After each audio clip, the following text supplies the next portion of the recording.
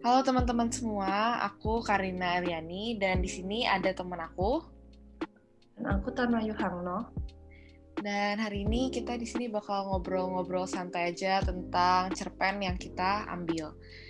Nah, pertama nih, Nayu, kamu apa kabar nih hari ini? Baik-baik. Kalau kamu gimana, Kar? Aku juga baik. Semoga teman-teman yang lagi dengerin podcast ini juga semua kabarnya baik.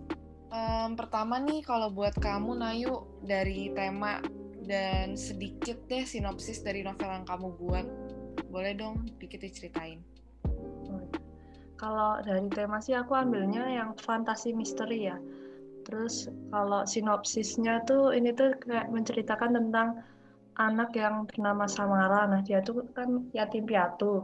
Tinggalnya tuh di panti asuhan. Nah, terus di panti asuhan tuh ada yang namanya Bik Minah. Bik Minah tuh kayak ngeliat Samara tuh kayak diem terus. Terus dia mulai deketin Samara gitu. Terus tapi ya dari situ mereka mulai deket terus beranjak dewasa Samara tuh kayak suka ngalamin mimpi-mimpi aneh gitu kan. Terus lama-lama mimpinya tuh kayak jadi kenyataan gitu. Dia jadi lihat buku di mimpinya, terus habis itu di dunia nyatanya dia juga nemuin buku yang sama yang ada di mimpinya itu gitu. Terus habis itu dia jadi ngikutin apa yang ada di buku itu gitu. Menarik. Kalau kamu gimana, Kar? Iya, kalau aku sih sebenarnya hampir mirip-mirip ya temanya. Jadi tema utamanya tuh fantasi juga tentang mimpi, tentang kemampuan indigo gitu. Jadi melalui mimpinya dia bisa ngelihat masa depan. Nah, jadi dalam cerpen aku ini tuh menceritakan tentang perjalanan si karakter utama yang namanya Eri. Dia itu punya kekuatan indigo dan dia bisa mengetahui di masa depan tuh akan terjadi malapetaka apa kepada orang-orang di sekitar dia gitu. Jadi di cerpen ini menceritakan gimana dia terjebak di trauma masa kecilnya karena dia kehilangan orang yang paling dia kasihilah di sekitar dia gitu. Terus di sini dia bakal nanti ketemu sama seseorang yang bakal membuat dia jadi lebih bisa menerima kemampuan dia gitu deh. Keren banget sih itu. Iya, kita kebetulan milih temanya yang selaras ya. Iya. Nah, kalau misalnya pas kamu milih tema itu gimana tuh prosesnya? Latar belakang kamu milih tema ini gimana? Aku ini dulu tuh kan nonton TikTok itu ada orang kayak ngomongin tentang Raga Sukma gitu kan. Tapi sebenarnya tuh pas unik-unik bilang suruh buat novel tentang tema apa gitu, terserah kan aku belum kepikiran. Nah, habis itu setelah mikir-mikir terus kayak kalau inget yang di TikTok itu, terus aku ambil tema ini kayak misteri tentang Raga Sukma gitu. Raga Sukma tuh kayak gimana sih sebenarnya? Aku nggak pernah. Raga Sukma tuh, itu tuh kayak ini loh, out of body experience. Oh, iya. Kayak jadi ya tuh raganya keluar dari tubuhnya. Keren Tapi sih. kalau di cerita ini sih dia nggak bisa kembali. Tapi terus diselamatin sama Kak Tara sama yang namanya Mala. Gitu. Seru sih kayaknya. Gak sabar banget baca. Kalau kamu kenapa kamu milih tema yang sama juga kayak yang misteri? Kalau aku sih awalnya karena apa ya, aku emang dari awal mikir pengen ke arah yang fantasi gitu kan.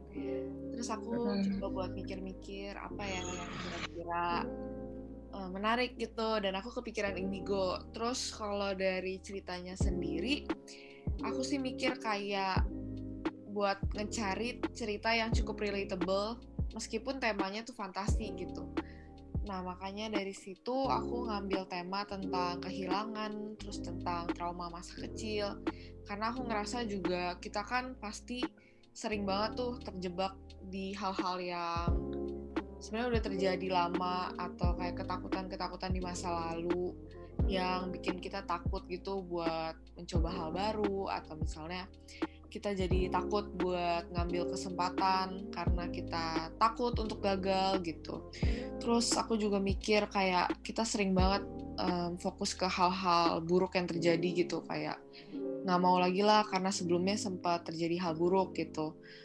Jadi kita sering banget kayak lupa buat mencari kebahagiaan kita gitu. Terus ya itu sih latar belakang utamanya kenapa aku kepikiran buat bikin tema ini. Oh iya. Terus apa lagi ya? Tokohnya ada siapa aja nih di novel kamu? Kalau aku tokohnya ada Samara. Samara tuh gadis populer yang rendah hati, yang tokoh utamanya. Yang Raga Sukma itu, yang ngelakuin Raga Sukma ini. Oh, iya. Terus ada Bimina, itu yang bibinya yang selalu dekat sama Samara. Lalu ada Kak Tara, ini indigo dia dan pendiam. Ini yang suka sama Samara.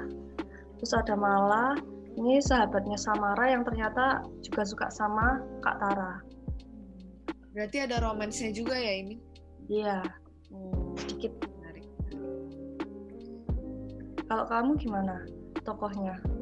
Kalau di cerpen aku tokohnya nggak banyak sih kebetulan, cuma tokoh utamanya aja, yaitu si Eri. Lalu dia juga punya satu sahabat dekat, yaitu namanya Vino.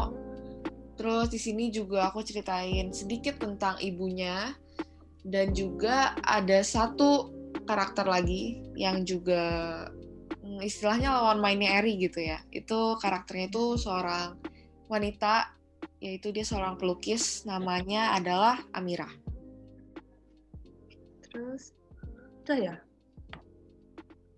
Iya, untuk tokoh itu aja sih. Alur ceritamu gimana, Kak? Kalau buat alur cerita di cerpen aku kali ini, aku pakai alur maju aja sih. Jadi ceritain dari awal dia masih kecil, gimana dia pertama sadar tentang kemampuan dia, sampai dia beranjak dewasa dan mulai perlahan kayak sembuh lah dari trauma dia itu. Kalau kamu gimana? Kalau aku sih juga maju, soalnya dia ceritaan juga dari pas kecil, terus habis itu mulai SMA, terus habis itu yang mulai ini, terus sampai Biminahnya itu meninggal. Tuh. Oke. Terus kalau dalam penulisan novel kamu ini, kamu pakai sudut pandang gimana tuh? Kalau aku sudut pandang orang pertama, jadi aku. Oh, jadi itu dari sudut pandangnya yang karakter utama tadi ya? Samara. Yang bisa Raga Sukma itu ya? Iya, benar. Okay. Kalau aku beda sih. Aku pakai sudut pandang orang ketiga serba tahu. Jadi, walaupun dari sudut pandang orang ketiga, tetap ceritain tentang perasaan mereka gitu.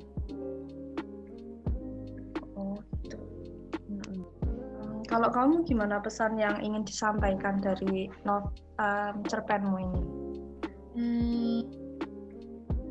Pesan utama yang pengen aku sampaikan sih tadi sih tentang kita kalau bisa jangan terlarut dalam ketakutan atau terlarut dalam hal-hal buruk yang terjadi, biar kita nggak kelewatan kesempatan yang ada di depan mata kita saat ini sih. Terus mungkin pesan kalau kebahagiaan itu nggak selalu dari hal-hal yang besar. Kayak kita bisa mulai dari menerima atau misalnya menyayangi diri kita sendiri, atau kita bisa mulai dari orang-orang di sekitar kita gitu. Terus kita juga kalau bisa nggak usah lah kayak mencari kebahagiaan dengan standar-standar yang ditentukan orang lain atau standar yang ditentukan oleh lingkungan sosial kita gitu. Dan yang terakhir, mungkin kita jangan terlalu keras sama diri kita sendiri, karena manusia itu normal kan untuk bikin kesalahan. Nah, kalau untuk aku sih kayak lebih menghargai ini sih, kebersamaan. Bener banget. Kebersamaan tuh nggak ada harganya. Jadi kalau misalnya kita udah nggak kayak ngelewatin itu semua, terus ini nanti jadi kayak hilang gitu aja gitu kebersamaannya. Iya benar sih. Ada nggak kira-kira yang pengen disampaikan? Udah sih itu aja. Berarti kayak pengen nunjukin lah ya betapa pentingnya kebersamaan gitu. Iya bener banget. Oke. Berarti kira-kira segitu kali ya tentang cerpen yang kita tulis dan novel yang kita tulis. Iya. Sekian podcast dari kami, saya Tana Yuhangno. Dan saya Karina Liani, sampai ketemu di podcast selanjutnya. Terima kasih. Terima kasih.